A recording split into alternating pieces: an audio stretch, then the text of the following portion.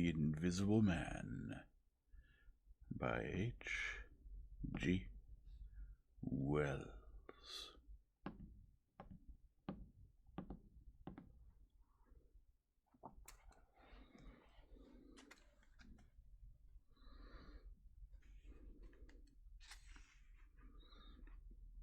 Chapter 1. The Strange Man's Arrival.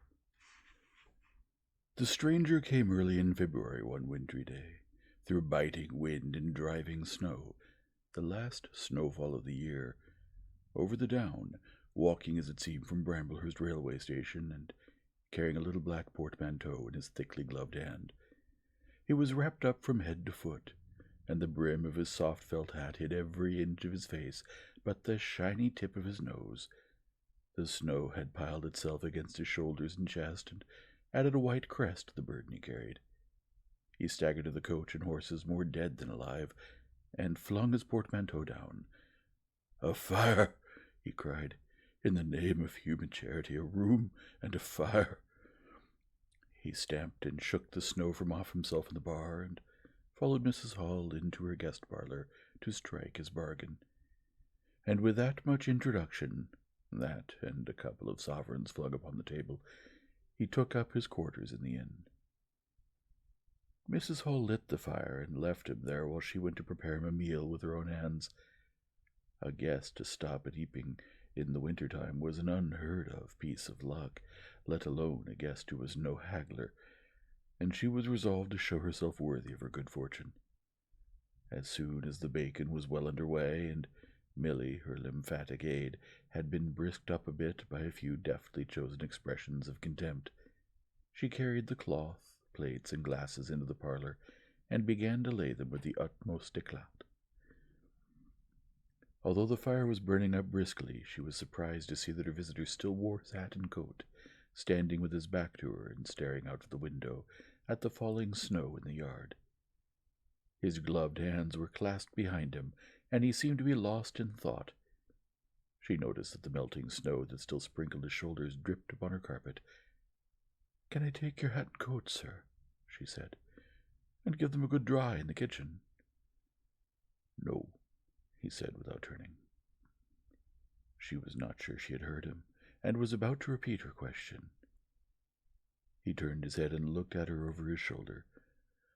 "I prefer to keep them on," he said with emphasis, and she noticed that he wore big blue spectacles with side-lights, and had a bush side-whisker over his coat collar that completely hid his cheeks and face. "Very well, sir," she said. "As you like. In a bit the room will be warmer." He made no answer, and had turned his face away from her again, and Mrs. Hall, feeling that her conversational advances were ill-timed, laid the rest of the table. In a quick staccato, and whisked out of the room. When she returned, he was still standing there like a man of stone, his back hunched, his collar turned up, his dripping hat-brim turned down, hiding his face and ears completely. She put down the eggs and bacon with considerable emphasis, and called rather than said to him, "Your lunch is served, sir." "Thank you," he said at the same time, and did not stir until she was closing the door. Then he swung round and approached the table. As she went behind the bar to the kitchen, she heard a sound repeated at regular intervals. Chirk, chirk, chirk, it went, the sound of a spoon being rapidly whisked round a basin. "That girl," she said. "There, I clean forgot it. It's her being so long round a basin." And while she herself finished mixing the mustard, she gave Milly a few verbal stabs for her excessive slowness. She had cooked the ham and eggs, laid the table, and done everything, while Milly, help indeed, had only succeeded in delaying the mustard, and him a new guest and wanting to stay. Then she filled the mustard pot, and, putting it with a certain stateliness upon a gold and black tea-tray, carried it into the parlour. She rapped and entered promptly. As she did so, her visitor moved quickly so that she caught but a glimpse of a white object disappearing behind the table. It would seem he was picking something from the floor. She rapped down the mustard pot on the table, and then she noticed the overcoat and hat had been taken off and put over a chair in front of the fire, and a pair of wet boots threatened to rust to her steel fender. She went to these things resolutely. "I suppose I may have them to dry now," she said in a voice that brooked no denial. "Leave the hat," said her visitor in a muffled voice, and turning she saw he had raised his head and was sitting and looking at her. For a moment she stood gaping at him, too surprised to speak.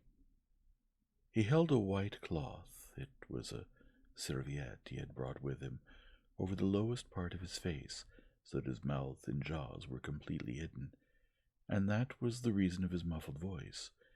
But it was not that which startled Mrs. Hall.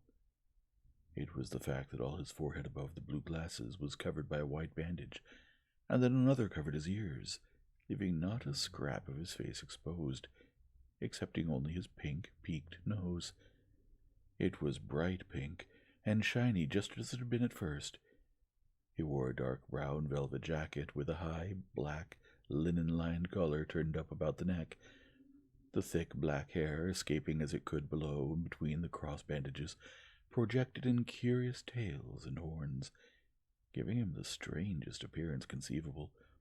This muffled and bandaged head was so unlike what she had anticipated that for a moment she was rigid.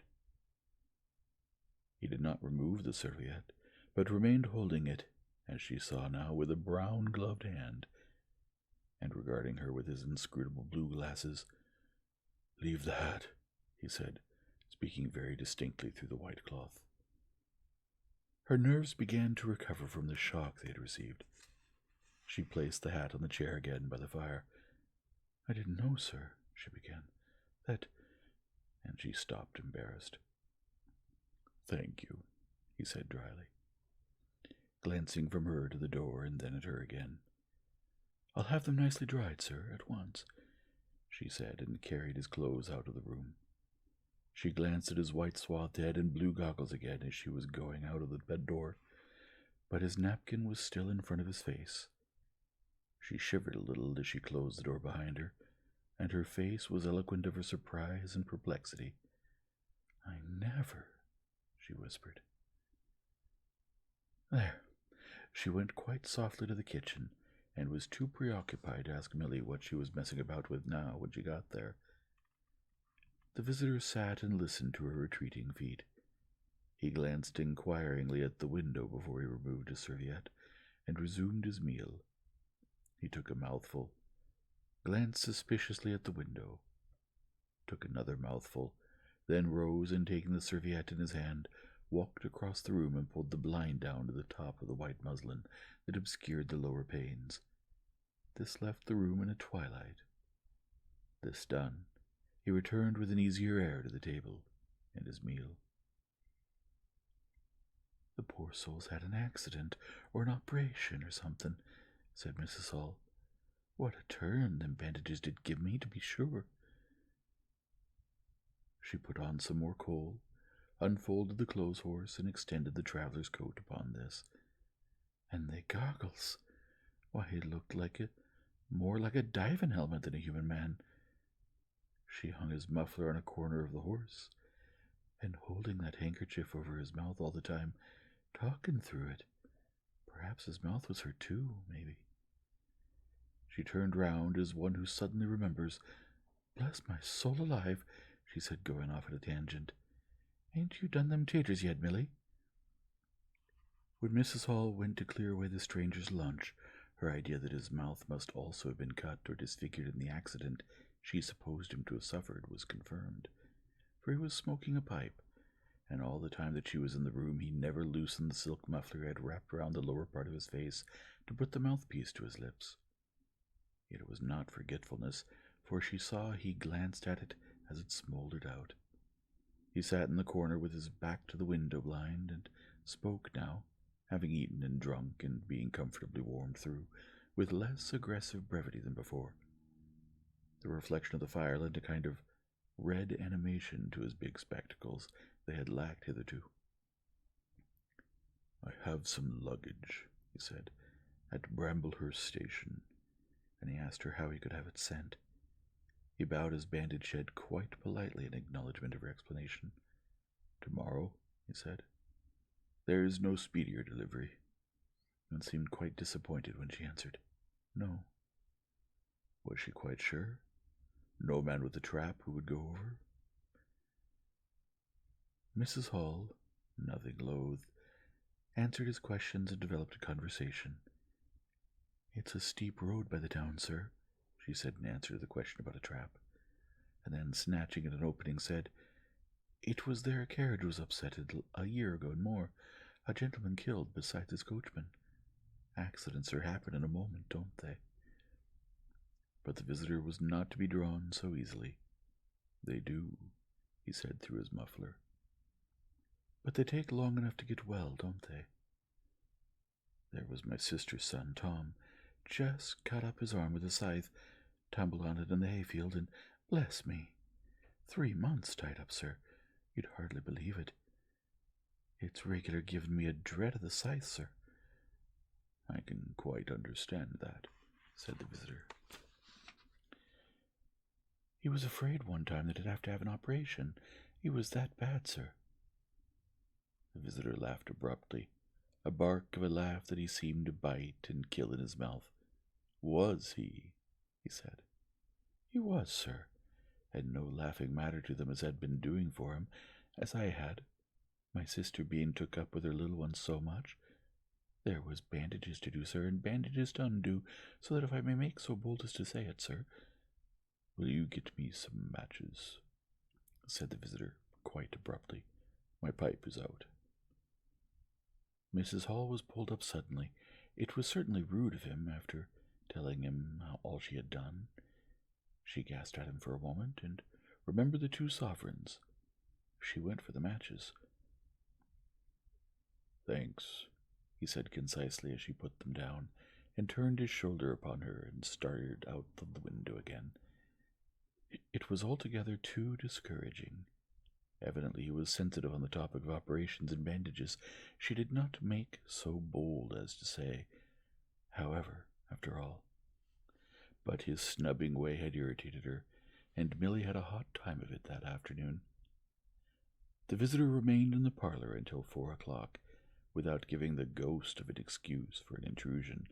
For the most part, he was quite still during that time. It would seem he sat in the growing darkness, smoking in the firelight, perhaps dozing. Once or twice a curious listener might have heard him at the coals, and for the space of 5 minutes he was audible pacing the room. He seemed to be talking to himself. Then the armchair creaked as he sat down again.